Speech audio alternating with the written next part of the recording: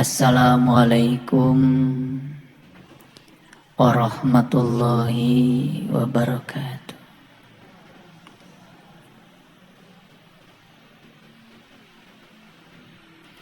Alhamdulillahillazi anzala sakinata fi qulubil mu'minin liyazdadu imanan ma'a imanihim.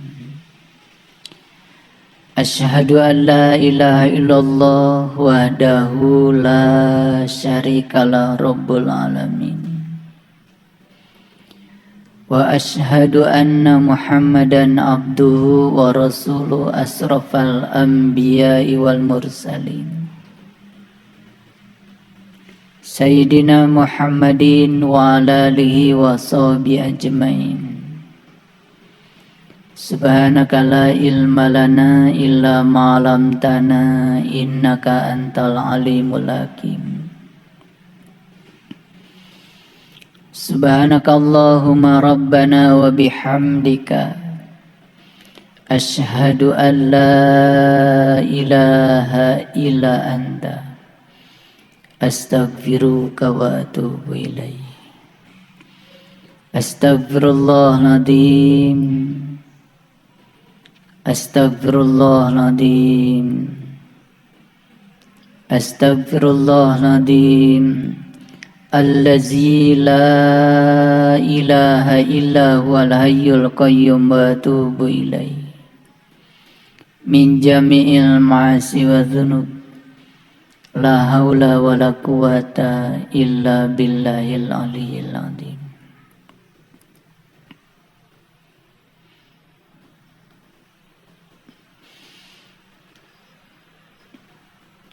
Siapa saja yang sudah berhasil menjadi sumber cinta bagi semesta,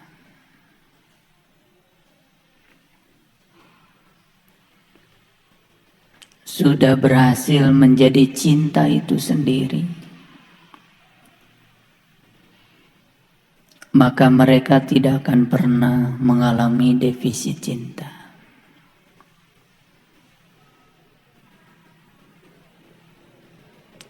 Persoalan manusia saat ini sebetulnya adalah defisit cinta. Karena dia belum berhasil mengungkapkan cinta. Setiap hari yang dia lakukan hanya ingin memaksakan cinta.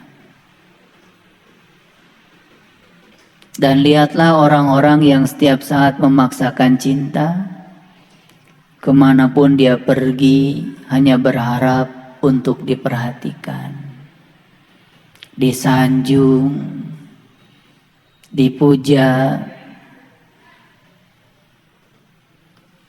dan merasa dirinya itu sebagai siapa.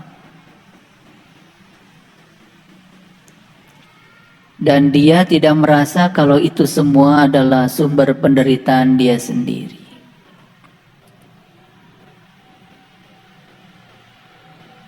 Mereka yang telah menjadi sumber cinta, duri pun bisa menjadi mawar.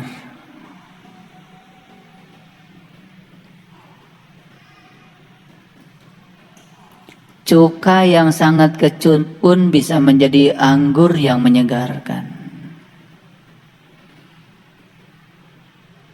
Dia tidak melihat lagi benar salah, tidak melihat lagi baik buruk. Karena benar salah adalah penilaian, baik buruk juga penilaian.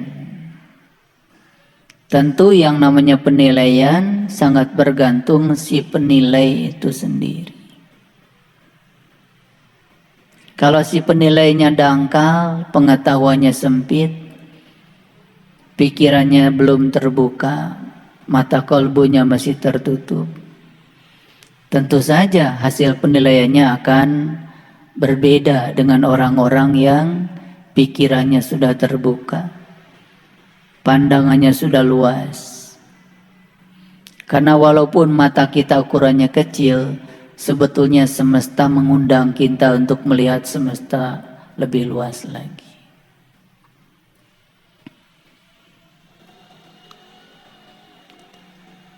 Semesta sekarang sedang membutuhkan sumber-sumber cinta. Semesta sekarang sedang merindukan sumber-sumber keindahan, sumber sukacita, sumber kegembiraan, sumber kebahagiaan. Dan itu yang dibutuhkan oleh semesta saat ini. Berulang kali saya mengatakan kita tidak usah menjadi mercusuar di atas bukit. Jadi satu lilin kecil saja di sudut ruangan sudah istimewa. Tidak usah menjadi matahari.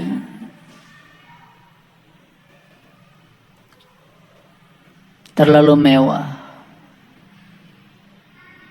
Matahari bisa menyinari semuanya tanpa pilih kasih, tanpa batas. Kalau semua orang sadar bahwa sesungguhnya tugas kita adalah menyinari orang-orang yang terdekat saja dengan dia. Kalau mereka sudah bahagia dengan kehadiran kita, kalau mereka sudah nyaman dengan kehadiran kita, maka masing-masing komunitas kecil ini akan menyumbang cahaya yang besar bagi semesta raya. Kebanyakan kita hanya iklan keluar, ingin dipandang baik di luar, padahal sebetulnya kita roboh di dalam. Terus melakukan pencitraan ke sana kemari, ingin dipandang sebagai orang yang lebih baik dari orang lain. Tetapi dia tidak menjadi yang terbaik di lingkungannya sendiri.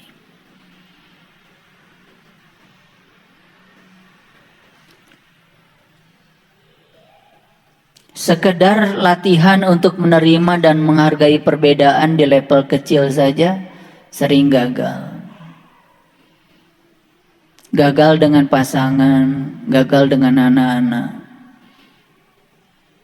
Karena ingin semua orang seperti yang kita mau.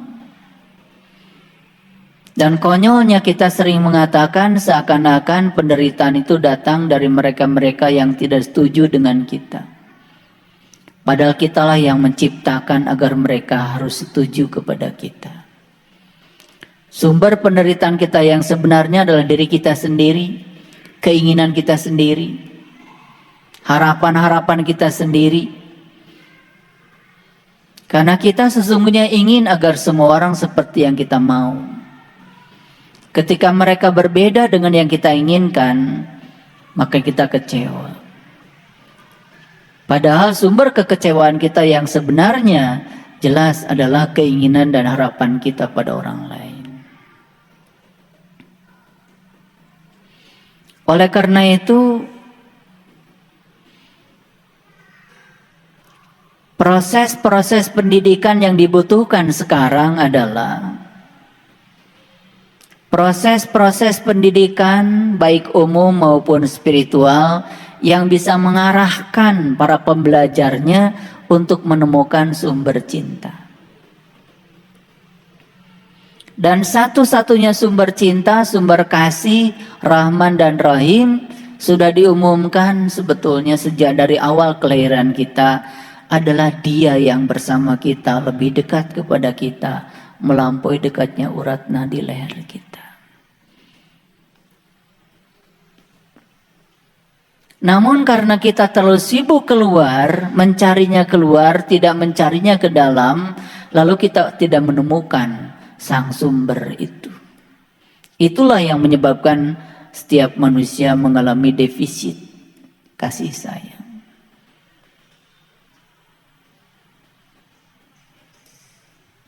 Para sahabat,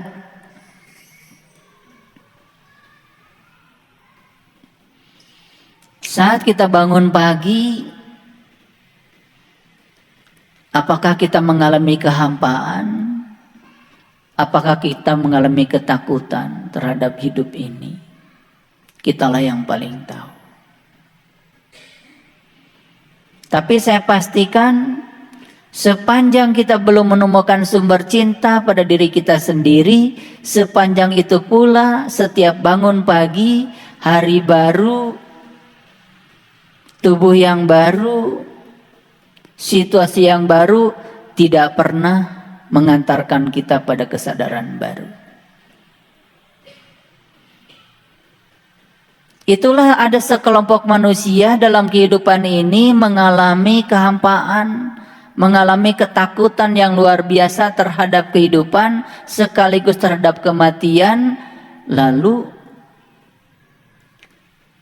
mereka juga tidak tahu penyebabnya apa. Semua sudah dijalankan, ritual sudah dijalankan, segalanya sudah dijalankan, tetapi tidak membangun kesadaran baru. Ini yang disebut dengan kesia-siaan hidup. Dan yang luar biasa lagi, banyak sekali orang yang kemudian harus pergi dari semesta ini dalam keadaan tidak memiliki cinta, dalam keadaan defisit cinta. Tidak ada kematian yang lebih buruk dari kematian apapun kecuali kematian manusia pada saat kematiannya dia tidak memiliki cinta. Pada saat kematiannya dia masih memikirkan tentang orang-orang yang pernah menjatuhkan dia. Pada saat kematiannya dia masih memikirkan orang-orang yang pernah menyakiti dia. Sibuk dengan itu semua, melekat kepada itu semua. Bagaimana bisa memenuhi ayat innalillahi wa inna ilaihi rajiun kalau seperti itu?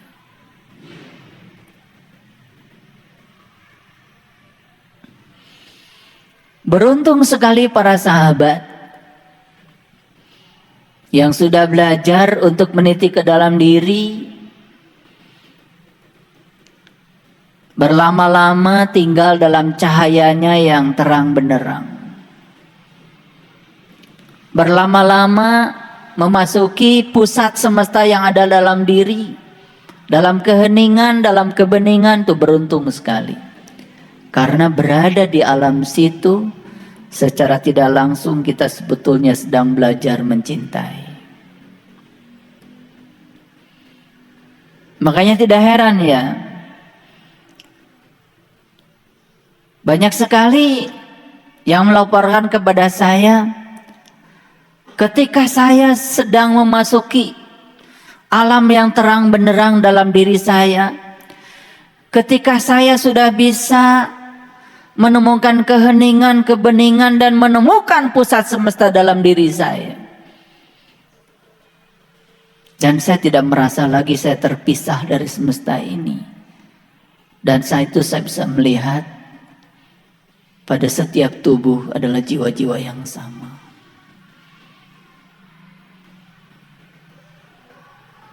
Karena sesungguhnya saat kita sedang menyatukan diri kita di alam cahaya, di nur ala nur, di alam-alam yang tinggi, sesungguhnya kita sedang belajar mencintai. Kita sedang menyerap sumber cinta dari Sang Maha Cinta itu. Oleh karena itu, ciri orang yang berhasil meniti ke dalam diri, welas asihnya semakin meluas. Kapasitas untuk mencintainya semakin melebar. Jadi aneh kalau orang mengklaim dirinya sudah belajar spiritual tingkat tinggi, katanya imannya tingkat tinggi, tetapi di dalam kehidupannya masih merengek-rengek untuk dihormati, disanjung, dan dia sedang menipu Tuhan sebetulnya. Bohong kalau dia mengatakan segala puji milik Allah. Ucapan itu hanya sia-sia saja.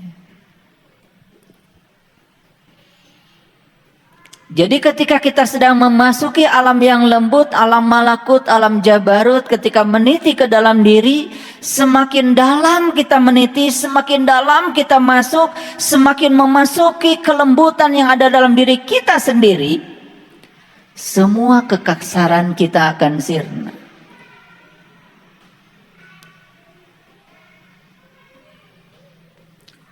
Jadi tidak usah cerita kepada saya ketika saya meniti ke dalam diri saya menemukan ini dan itu.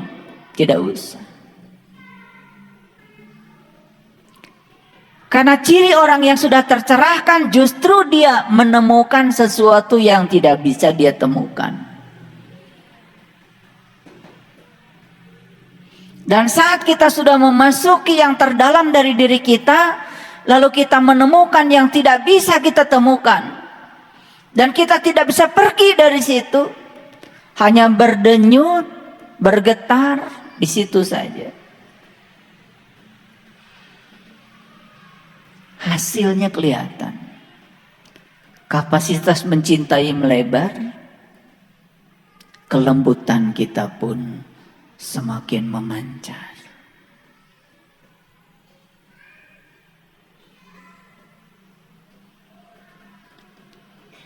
Jadi sesekali kita harus mengukur.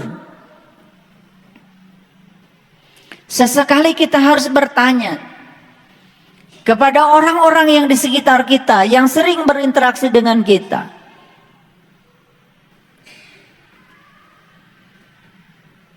Bagaimana dengan saya? Bagaimana dengan pikiran saya? Bagaimana dengan kata-kata saya? Bagaimana dengan keberadaan saya? Karena tidak bisa kita mengukur keberhasilan kita dengan diri kita sendiri. Instrumen yang paling tepat untuk mengukur kita adalah orang lain. Dan sesekali kita harus jujur dan bertanya pada siapapun untuk menanyakan kualitas kita. Setahun yang lalu, tanya dia, bagaimana kualitas saya? Setahun kemudian, tanya dia, bagaimana kualitas saya?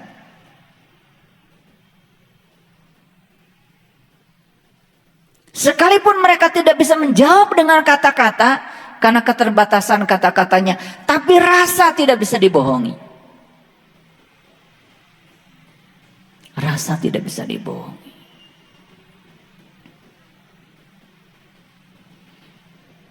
Para sahabat, hidup ini sesungguhnya adalah perjalanan yang akan mengakibatkan kita mengalami keterpisahan untuk memenuhi kemanunggalan.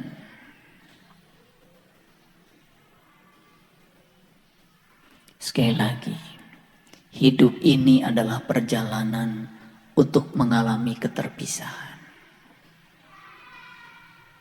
Karena lewat keterpisahan itulah kita akan bisa menunggal. Kemanunggalan tidak akan terjadi dengan sesuatu kalau kita belum bisa berpisah dengan sesuatu. Jadi aneh. Kita ingin pulang kepada Allah, ingin bertauhid bersama Allah, ingin menyatu dengan Allah, ingin manunggal kepada Allah. Tetapi yang kita lakukan setiap saat adalah membangun kemelekatan dengan yang selainnya.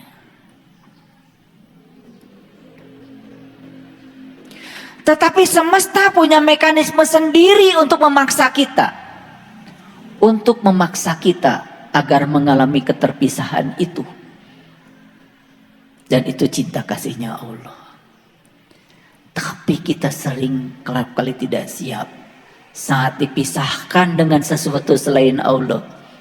Dan kita menganggap itu adalah musibah. Terus saja setiap saat kita membuat judul-judul baru. Begitu ada yang tidak kita suka terjadi pada diri kita, diberi judul musibah. Begitu ada yang suka terjadi pada kita, kita sebut itu adalah berkah. Mau sampai kapan hidup seperti itu? Bikin judul terus. Cobalah kita sadar. Allah saja dulu tidak punya nama. Kita saja semua dulu tidak punya nama. Nama itu diberikan oleh orang tua kita supaya tidak sulit memanggil kita. Jadi harusnya tidak ada nama juga nggak apa-apa. Apa artinya sebuah nama? Jadi kita tidak sadar bahwa sesungguhnya setiap kata-kata itu ciptaan manusia. Tuhan tidak pernah menciptakan kata-kata. Kata-kata hanya diciptakan oleh manusia untuk mengkomunikasikan apa yang dia rasa, untuk mengkomunikasikan apa yang dia pahami agar orang lain paham dan ikut merasakan. Tetapi kata-kata sebaik apapun tidak akan pernah berhasil membuat orang lain bisa merasakan yang kita rasakan. Hanya pengantar awal saja.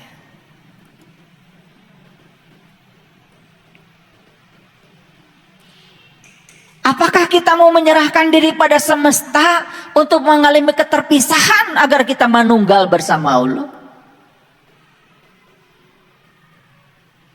Itulah kelas spiritual. Di dalam kelas spiritual itu umumnya orang-orang yang telah dipaksa oleh semesta untuk mengalami keterpisahan, agar dia manunggal kembali bersama Allah, kembali pada jati dirinya. Setelah bangkrut semuanya, setelah tidak ada yang diharapkan lagi dari semuanya, setelah mentok semuanya, baru pulang kepada Allah. Tapi nggak apa-apa, segitu juga kan masih pulang. Daripada nggak pulang-pulang. Tetapi apa harus nunggu dipaksa untuk mengalami keterpisahan? Para sahabat, ada yang mendawamkan wudhu, tapi wudhunya itu cuman sekedar membasah wajah, mengusap rambut, membasah tangan, dan membasah kaki. Dan bangganya luar biasa, merasa diri paling soleh, karena setiap kali dia batal wudhu dalam versi dia langsung ambil air wudhu dan merasa sudah wudhu.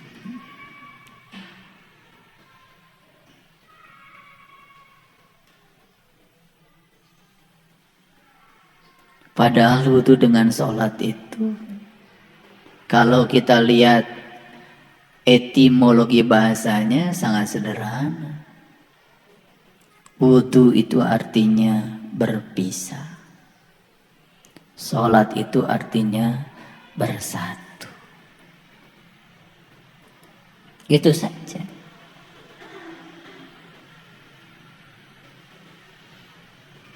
Jadi kalau sholat diartikan sembahyang dan sholat diartikan menyembah Tuhan, ya yang namanya menyembah, yang menyembah dengan yang disembah pasti masih ada jarak dong. Dan sepanjang masih ada jarak, ilusi keterpisahan masih akan dirasakan. Itu yang menyebabkan cemas, khawatir, takut masih tetap saja melanda dirinya. Padahal ceritanya sudah sholat. Jadi kalau kita kembalikan pada akar kata wudhu yang artinya adalah berpisah, dan sholat artinya adalah manunggal, bersatu. Dan hanya orang yang berhasil wudhu yang akan bisa manunggal.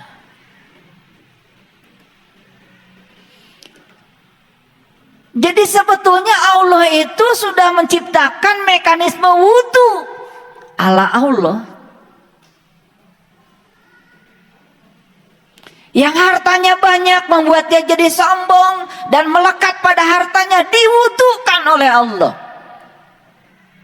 Diambil. Ya tangannya banyak. Begitu diambil oleh Allah, kita kasih judul. Judulnya bangkrut. Dari mana judul itu? Ya dari kamu, kata Allah. Sebetulnya cinta kasih Allah tadinya diwudukan kita, dipisahkan kemelekatannya karena Allah tuh rindu supaya kamu pulang. Karena ditunggu oleh Allah nggak pulang-pulang, ya sudah, mainannya diambil.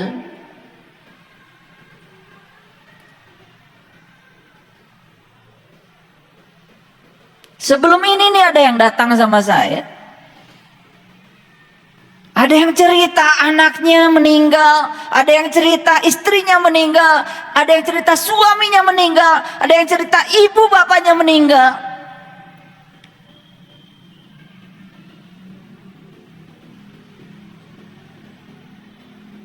Dan saya biarkan bercerita. Tapi saya hanya melihat ada substansi kepedihan, emosi yang sedang dia bangun dalam dirinya menjadi tubuh baru dia. Masih terlihat di situ ada ketidakrelaan karena semua merasa miliknya. Lebih aneh lagi, merasa kehilangan sesuatu yang sesungguhnya bukan miliknya. Tapi karena tidak sadar, ya seperti itu. Tambah lagi embel-embel lain. Allah tidak adil kayak. Allah tidak sayang kayak. Macam-macam. Karena yang disebut Allah sayang bagi orang yang versi ini nih, kalau Allah ngikutin keinginan dia walaupun bahaya. Kan itu. Begitu ada orang celaka, ada yang hidup, ada yang mati. Yang hidup dibilangnya ditolong Allah. Memang yang mati tidak disebutkan tidak ditolong Allah sih, tetapi kan secara implisit dalam pemikiran dia itu yang hidup ditolong Allah, yang meninggal itu seakan-akan Allah nggak hadir di situ kan, betul? Biasanya kan suka digede-gedekan. Begitu ada musola kecil, tidak kelewati banjir, langsung digede-gedekan. Tuh lihat musola. Ditolong Allah. Karena sampai hari ini banjir gede, gak bisa nyentuh tuh musola itu. Ya memang musolanya di tempat tinggi. Bahkan pelajaran sains yang diajarkan sejak kecil dinegasikan semua, dibutakan semua demi untuk memenuhi selera. Karena dia sedang terjebak dualitas. Yang kebanjiran tidak ditolong Allah, yang tidak kebanjiran ditolong Allah. Kan kita juga suka begitu kalau ngomong, betul nggak? Alhamdulillah Allah sayang sama saya. Orang lain mau pada kena Omikron, saya enggak.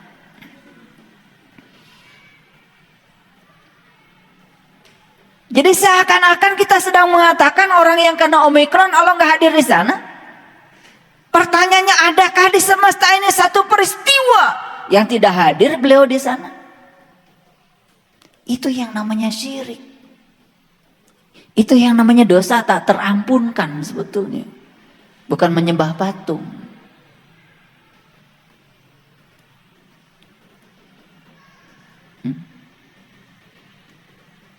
Saya sebelum kesini ini barusan ada diskusi dulu di rumah saya.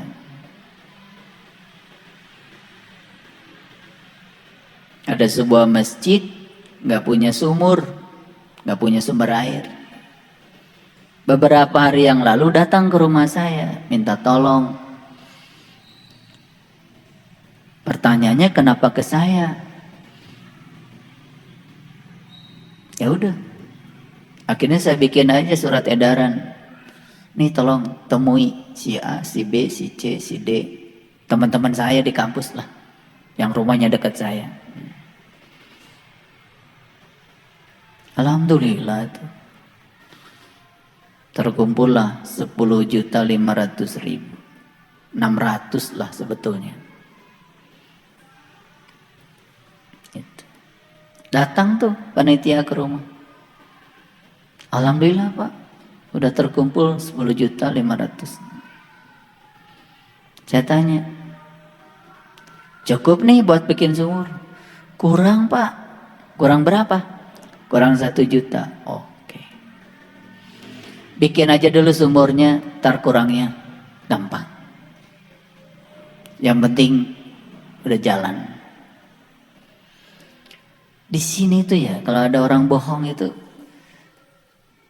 mohon maaf, saya bukan dukun sakti. Tapi kalau ada orang bohong tuh di sini tuh, makin kita sering mendengarkan suara kebenaran dari dalam, itu ada yang ngasih tahu itu, bohong katanya, bohong katanya. Tapi saya kan nggak bisa bicara nuduh-nuduh orang seenaknya. Ya udah. Tadi pagi sebelum vaksin itu, saya mampir dulu ke situ. Ada yang dorong dan mampir tanya gitu loh. Aduh, tersiksa di sini itu. Karena saya nggak mau sebetulnya tahu kebohongan orang. Biarkan itu kan urusan dia dengan dirinya sendiri. Ngapain saya mesti tahu gitu.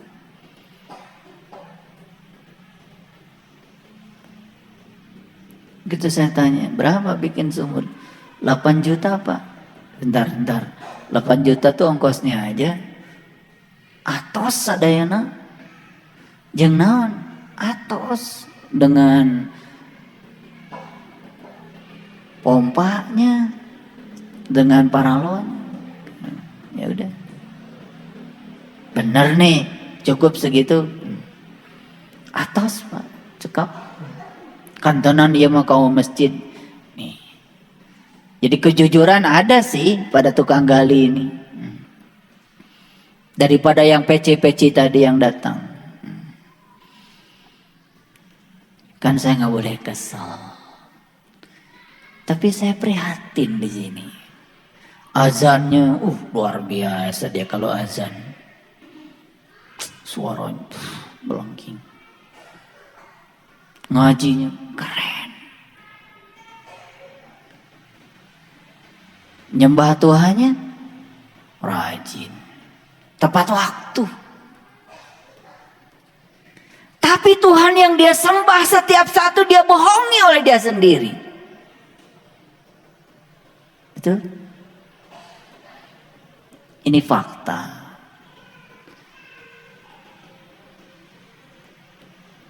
Jadi kesadaran lagi-lagi tidak muncul di situ.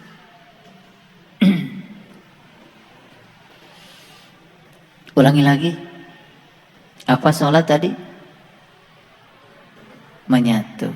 Wudu berpisah. Jadi wudu secara syar'i ya memang yang pakai air setiap waktu sholat. Saya tidak anti itu, saya juga masih wudu kok. Kalau nggak wudu ya wajah saya tidak akan seperti ini. Tapi wudu yang sebenarnya itu sebetulnya adalah memisahkan segala kemelekatan kita, memisahkan segala ikatan bonding kita. Karena kita tidak akan pernah bisa mencapai alam-alam yang tinggi, menyatu dengan kesadaran puncak kita yang namanya Sidra Al-Muntaha, sepanjang kita belum wudunya sempurna. Jadi tidak usah diwudukan oleh Allah, dipaksa harus berpisah dengan segala kemelekatan kita. Sudahlah, lepaskan aja.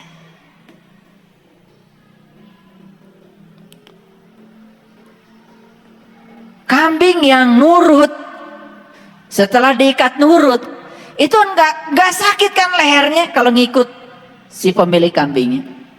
Yang nggak nurut kan dipaksa, betul nggak? Makanya saya baru tahu kenapa leluhur kita dulu di pesantren para ulama pakai sorban. Saya pernah tanya itu, ya, seorang ulama yang saya percaya keilmuannya. Kenapa saya bilang, Pak Yai jarang pakai sorban? Yang lain tuh kan gaya tuh kalau pakai sorban.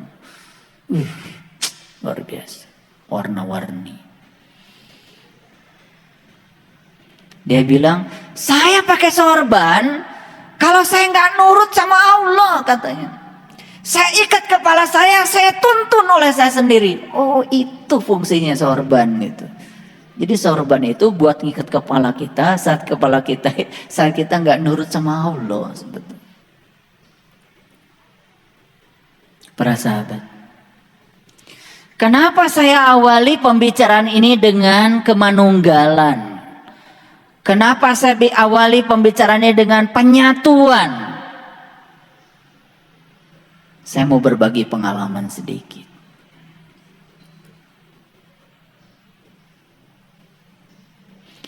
Karena begitu kita mengalami penyatuan, kemanunggalan dengan pemilik semesta raya ini,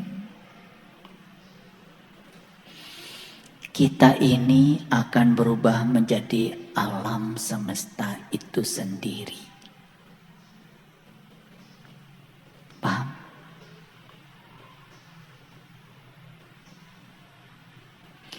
Begitu tetes air ini sudah mengalir dan sampai di samudra, di laut, dia bukan tetes lagi.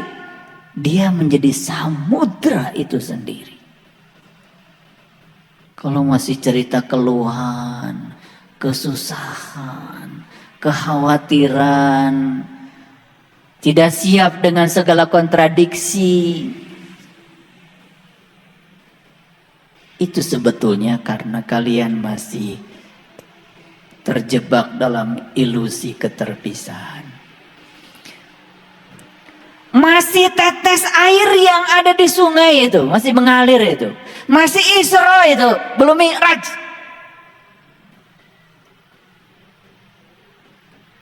Belum nyampe. Belum balik. Dalam sebuah kelas coaching kemarin saya tanya, balik itu apa ibu, bapak? Cukup umur, katanya. Wih, luar biasa. Dari mana bapak ibu tahu? Kan kami diajarinya begitu. Luar biasa. Kalau cukup umur, umurnya berapa? Saya tanya lagi. 7 tahun katanya. Kalian umurnya berapa sekarang? 57, ayah. 63, 73. Memangnya kalian sudah pada dewasa gitu?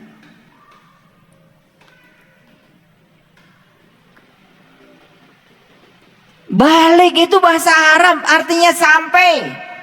Balago, balik. Coba belajar etimologi sedikit ya. Balik itu artinya apa? Sampai. Makanya sholat itu kewajiban bagi yang sudah balik, yang sudah sampai. Makanya Nabi Muhammad kan tidak mi'raj, tidak sholat dulu, mi'raj dulu, baru sholat. Balik dulu, balago dulu, sampai dulu, tahu dulu siapa yang mau disembah, baru nyembah. Aduh.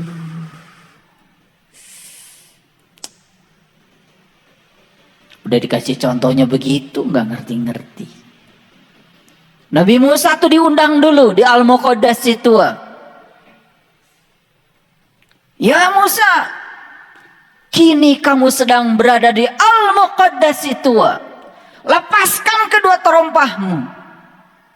Gitu kata Allah. Diundang oleh Allah memasuki Al-Muqaddas itu. Tempat suci nan tua.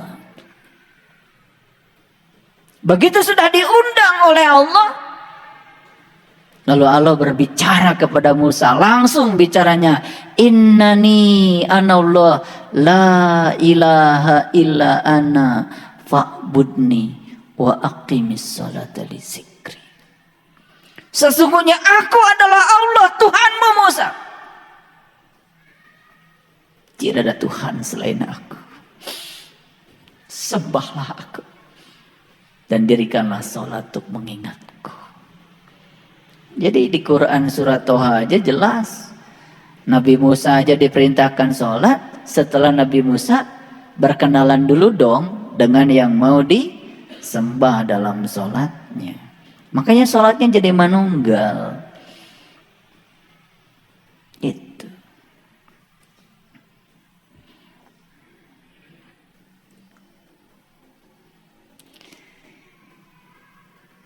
Apa pesan saya? Pesan saya yang pertama, sadari bahwa di dalam kalbu itu ada lilin yang bisa kita nyalakan.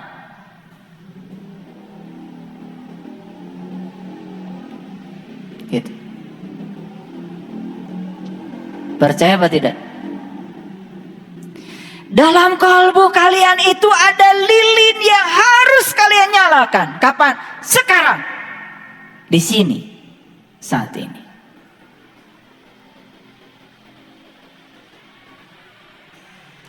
Dan begitu lilin itu dinyalakan, maka seluruh kekosongan pada jiwamu akan terisi.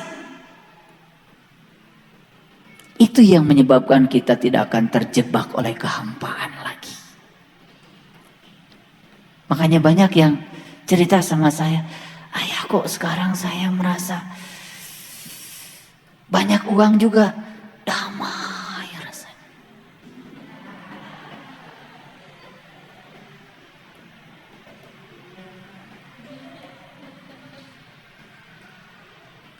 Iya, saya bilang dulu kamu banyak uang juga, cuman mengalami kehampaan. Karena jiwamu saat itu kosong. Ada lilin di kalbumu, tapi kamu saat itu belum tahu cara menyalakannya. Sekarang kamu sudah tahu cara menyalakannya.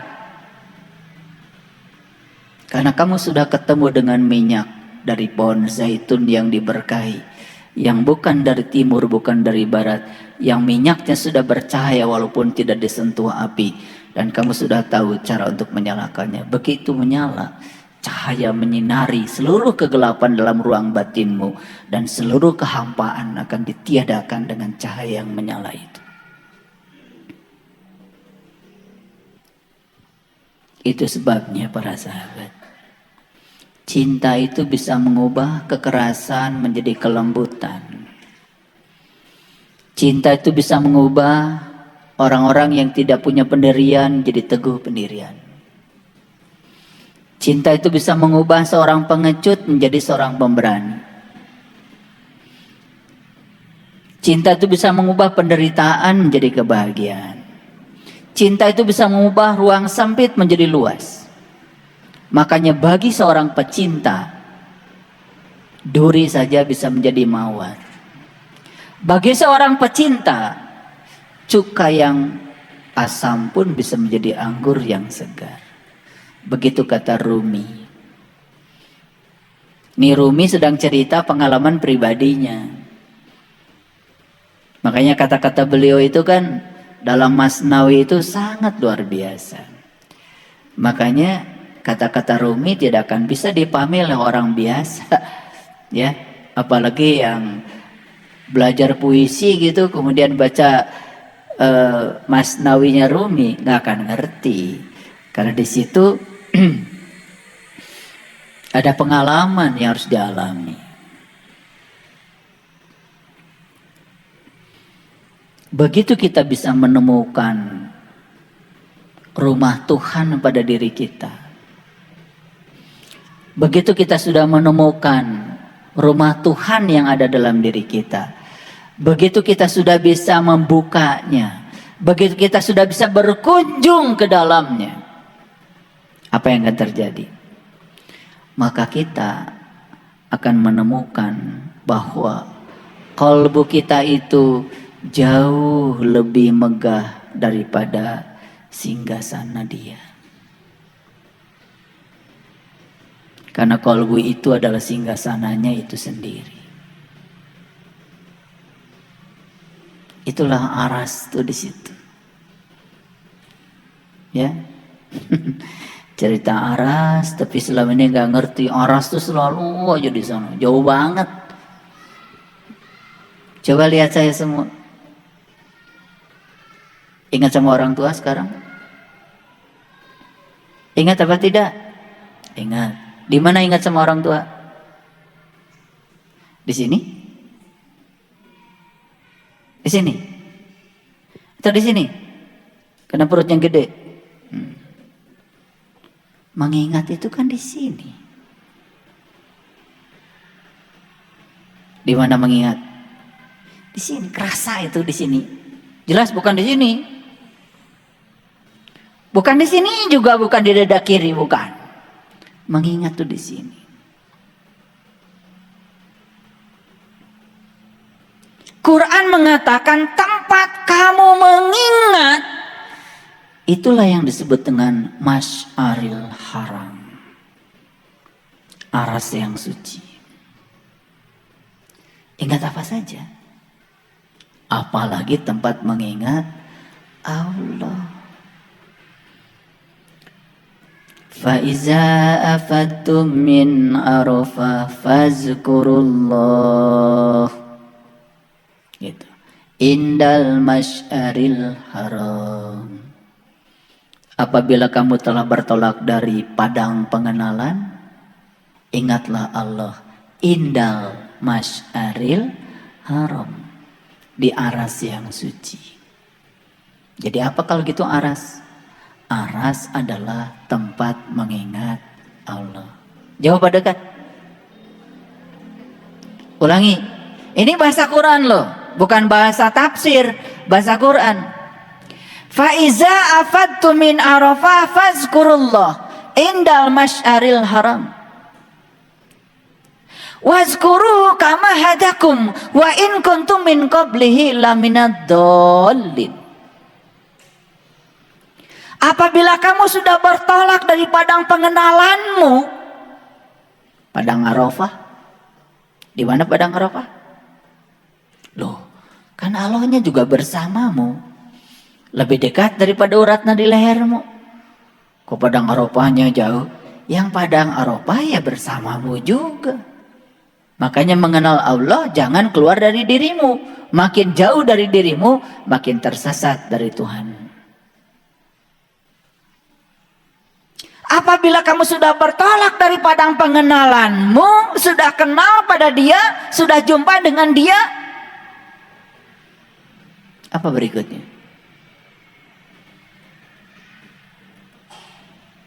Fazkurullah.